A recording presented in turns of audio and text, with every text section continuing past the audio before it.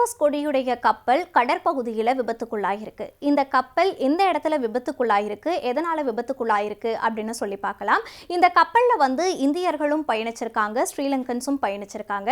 முதல்ல இந்த கப்பல் துபாயில இருக்க ஹம்ரியா அப்படின்ற ஒரு துறைமுகத்துல இருந்து எண்ணெயை ஏற்றிக்கொண்டு புறப்படுது. இது இப்போ ஓமனை நோக்கி போகும்போது அதுக்குள்ளேயே இது விபத்துக்குள்ளாகுது. இப்போ நம்ம ஸ்கிரீன்ல பார்க்குற இந்த கப்பல் தான் விபத்துக்குள்ளான கப்பல். இந்த கப்பலுடைய பேரு பிரிஸ்டேஜ் ஃபால்கோன் அப்படின்னு சொல்லுவாங்க. இந்த பிரிஸ்டேஜ் ஃபால்கோன் கப்பல் தான் இப்போ விபத்துக்குள்ளாகிருக்கு.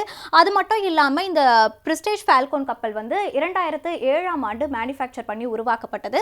இந்த பிரிஸ்டேஜ் ஃபால்கோன் கப்பலில் 117 அடி நீளம் கொண்ட ஒரு எண்ணெய் ஏற்றுறதுக்கான டேங்க் இருக்கு. சொல்லப்போனால் இந்த மாதிரியான டேங்க் இவ்வளோ 117 அடியான டேங்க் இருக்கு அப்படின்னு சொன்னால் அந்த கப்பலானது ஒரு குறுகிய கடற்பகுதியில் மட்டும்தான் டிராவல் பண்ணணும் அப்படின்னு சொல்லப்படுது. அப்படி இருக்கும்போது இந்த கப்பல் துபாயில இருந்து ஓமன் நோக்கி போயிருக்கு.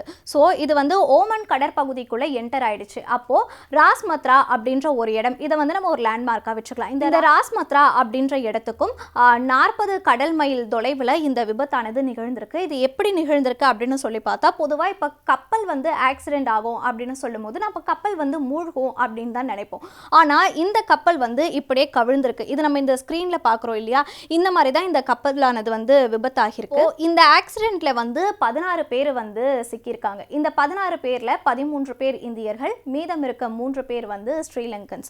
ஸோ இவங்களை மீட்கணும். இப்போ இந்த கப்பல் மூழ்கி ஜூலை 15ஆம் தேதி தான் அந்நாட்டுக்கு தகவலானது உறுதிப்பட போயிருக்கு. ஸோ அவங்க இந்த மாதிரி கப்பல் ஆக்சிடென்ட் ஆயிடுச்சு அப்படின்னு சொல்லி அனௌன்ஸ் பண்றாங்க. ஸோ அவங்க அனௌன்ஸ் பண்ணதுமே இந்தியா தாமா முன் அவங்க இதுக்கு ஹெல்ப் பண்றாங்க. இந்தியா எந்த விதத்தில் இவங்களுக்கு ஹெல்ப் பண்ணியிருக்காங்க அப்படின்னு சொல்லி பார்த்தோம்னா, INS டெக் அப்படின்ற ஒரு போர்க்கப்பலையும் P-18 அப்படின்ற ஒரு போர் விமானத்தையும் இவங்களுக்கு உதவியாக கொடுத்துருக்காங்க. ஸோ இந்த விமானமானது கண்காணிப்பு பணிகளில் ரொம்பவே தீவிரமாக ஈடுபட்டுட்டு வருது. இப்போ நம்ம இந்த வீடியோ எடுக்கிற வரைக்கும் இந்த கண்காணிப்பு பணிகள் ரொம்ப தீவிரமாகவே நடந்துகிட்டு இருக்கு. அதே போல் அந்த INS டெக் அப்படின்ற ஒரு போர்க்கப்பலானது இதில் ஈடுபட்டு இருக்கு. இதில் இப்போ இந்த INS டெக் இதுதான் நம்மளுடைய இந்திய போர்க்கப்பல். இந்த கப்பல் தான் இப்போ இவங்களுக்கு ஹெல்ப் பண்ணுறதுக்காக போயிருக்கு. இப்போ இந்த வீடியோ எடுக்கிற இந்த சமயம் 8 இந்தியர்கள் மீட்கப்பட்டிருக்காங்க, ஒரு ஸ்ரீலங்கன் காப்பாற்றப்பட்டிருக்காங்க. ஸோ இந்த மாதிரி இந்தியா இதுக்கு பெரும் பங்கு ஆற்றிருக்கு இந்த உதவியில் அப்படின்னே சொல்லலாம்.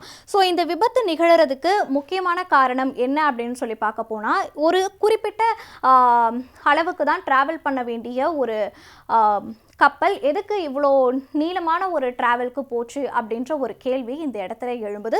இன்னும் இதுக்கான பணிகள் ரொம்ப தீவிரமாக நடைபெற்றுட்டு வருது. இந்தியாவும் இதுக்கு முழு மூச்சோட ரொம்ப தீவிரமாக கண்காணிப்பு பணியில் ஈடுபட்டு இருக்காங்க. இப்போ இந்த விபத்தில் எண்ணெய் கசிவானது ஏற்பட்டிருக்கா அப்படின்ற தகவல் இன்னும் உறுதிப்பட எதுவும் தெரிவிக்கலை.